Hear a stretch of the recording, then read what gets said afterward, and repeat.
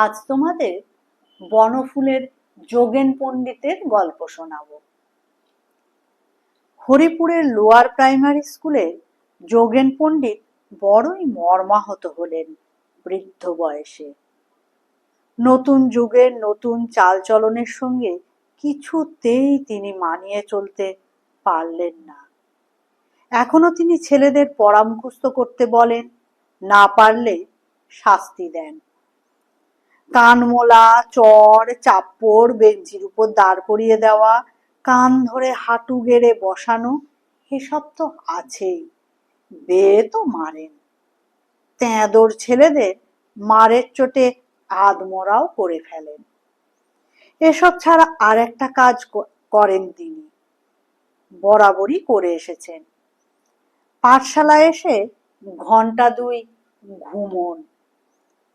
প্রায় কোষ খানেক দূরে থাকেন তিনি এক সোনার বেনের বাড়িতে। সেখানে অনেক রাত্রি পর্যন্ত জাগরণ করে তাকে হিসাবপত্র লিখতে হয়। এর বিনিময়ে সেখানে তিনি থাকতে পান এবং সিধা পান।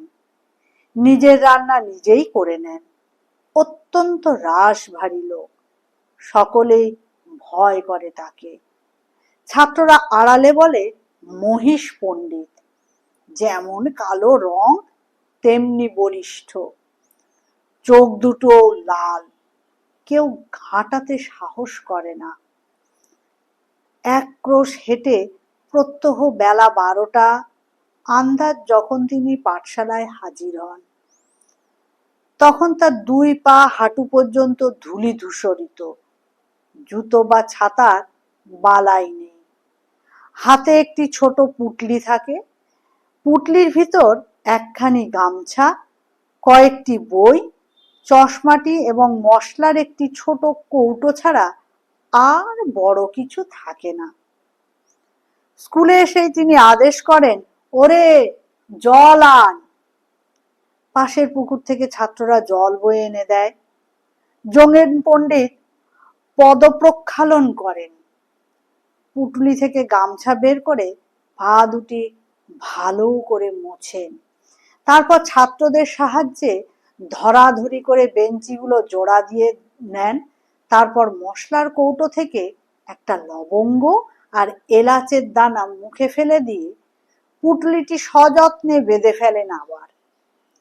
তারপর ছাত্রদের সম্বোধন করে বলেন, যাও এইবার তোমরা পড়া মুখস্থ করো গিয়ে, ঘুম থেকে উঠে পড়া নেব।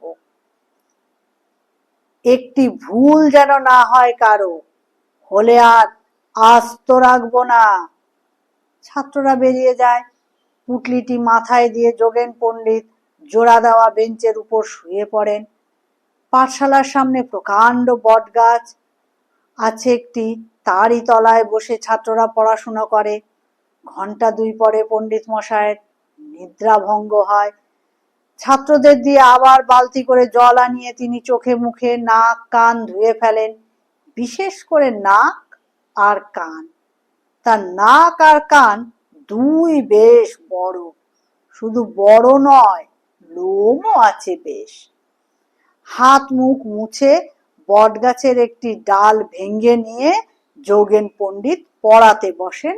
তারপর পড়ানো শেষ করে যখন ওঠেন, তখন প্রায় দেখা যায় যে ডালটি ফেটে চৌচির হয়ে গেছে।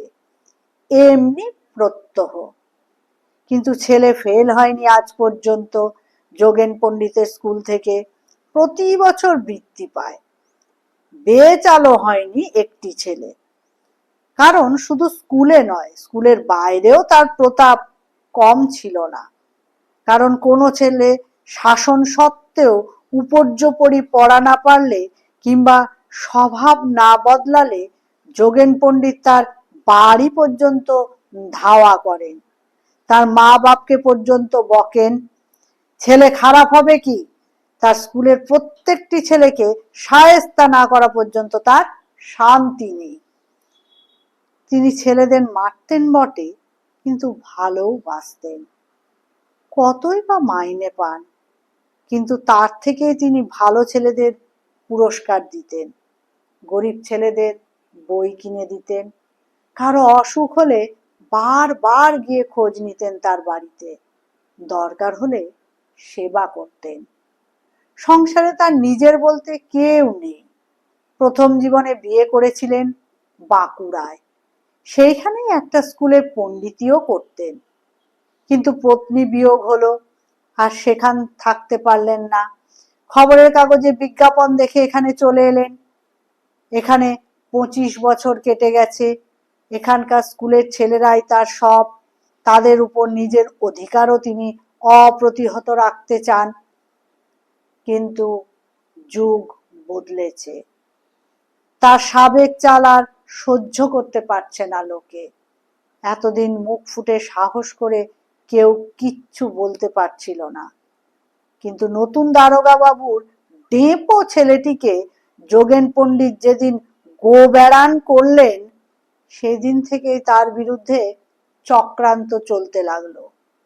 6 ফুট লম্বা বলিষ্ঠ যোগেন পণ্ডিতের এমন একটা ব্যক্তিত্ব ছিল যে দারোগা বাবুও সামনাসামনি তাকে কিছু বলতে সাহস করলেন না। কিন্তু তিনি ছাড়লেন না। পণ্ডিতের সমস্ত দুষ্কৃতির বর্ণনা দিয়ে গ্রামের সমস্ত লোককে দিয়ে সই করিয়ে এক লম্বা দরখাস্ত পাঠিয়ে দিলেন তিনি শিক্ষা বিভাগের কর্তৃপক্ষের কাছে। যোগেন পণ্ডিত ঘুণাক্ষরেও কিছু জানতে পারলেন না।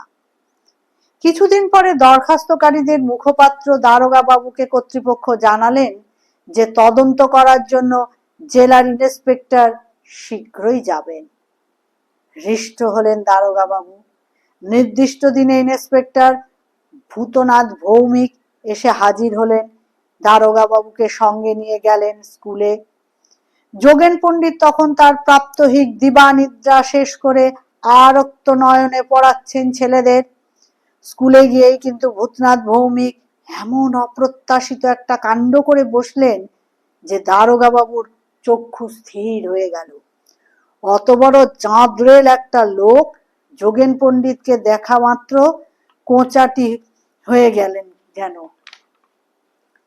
তাড়াতাড়ি এগিয়ে গিয়ে প্রণাম করে এক পাশে দাঁড়িয়ে গিয়ে কচলাতে লাগলো কাঁচুমাচু হয়ে। দারোগা বাবু জানতেন না যে ভূতনাথ ভৌমিক যোগেন পণ্ডিতের প্রাক্তন ছাত্র একজন। তিনি যখন বাঁকুড়ায় ছিলেন তখন বালক ভূতনাথকে পড়িয়েছিলেন। যোগেন পণ্ডিত কম আশ্চর্য হননি। একবার দেখেই তিনি ভূতনাথকে চিনতে পেরেছিলেন। আরে ভূত নাকি তুই এখানে? হঠাৎ কি করে এলি? আমি আজকাল স্কুল ইন্সপেক্টর হয়েছি পণ্ডিত মশাই। তাই নাকি? বেশ বেশ, তা এখানে কেন? ও, স্কুল ভিজিট করতে এসেছিস বুঝি? যোগেন পণ্ডিতের হাসি আকর্ণ বিস্তৃত হয়ে গেল। চোখ থেকে উপচে পড়তে লাগলো গর্ব আর স্নেহ। লজ্জিত ভূতনাথ ভৌমিক বললেন, না, এমনি একটু দরকারে এসেছি। কয়েকটি কথা আছে আপনার সঙ্গে। কি কথা? স্কুলের ছুটি হয়ে যাক, তারপর বলবো খন। স্কুলের ছুটি দিয়ে দিলেই তো হলো। ওরে, তোরা সব বাড়ি যাস। ইন্সপেক্টরের অনারে ছুটি দিয়ে দিলাম তোদের। এ আমার ছাত্র জানিস, প্রণাম কর সব। প্রণাম করে স্কুলের ছেলেরা বাড়ি চলে গেল সব। গতিক মন্দ বুঝে দারোগা বাবুও সরে পড়লেন। যোগেন পণ্ডিত তার সঙ্গে একটি বাক্যালাপও করলেন না। তারপর তোর খবর কি সব বল। বিবাহ করেছিস? ছেলেপুলে কটি? 2 ছেলে। বেশ বেশ। নানা কথার পর অনেক ইতস্তত করে অবশেষে আসল কথাটি ভূতনাথ ভাঙলেন। দরখাস্তটিও দেখালেন। দেখিয়ে বললেন, আমি যখন এসেছি তখন কোনো খারাপ রিপোর্ট দেব না। কিন্তু যোগেন পণ্ডিতের দিকে চেয়ে থেমে গেলেন ভূতনাথ ভৌমিক। যোগেন পণ্ডিত স্তব্ধ হয়ে দরখাস্তখানা দেখছিলেন। নিজের চোখে বিশ্বাস করতে পারছিলেন না। যাদের ছেলেদের জন্য এত কাল ধরে প্রাণপাত করেছেন তিনি, তারা তার বিরুদ্ধে দরখাস্ত করেছে। প্রত্যেকটি সই তার পরিচিত। এদের মধ্যে অনেকে তার ছাত্র। খানিকক্ষণ স্তব্ধ হয়ে থেকে যোগেন পণ্ডিত বললেন, আমি আর এখানে থাকবো না ভূতনাথ, কালই এখান থেকে চলে যাব। কোথায়? যেদিকে দু চোখ যায়।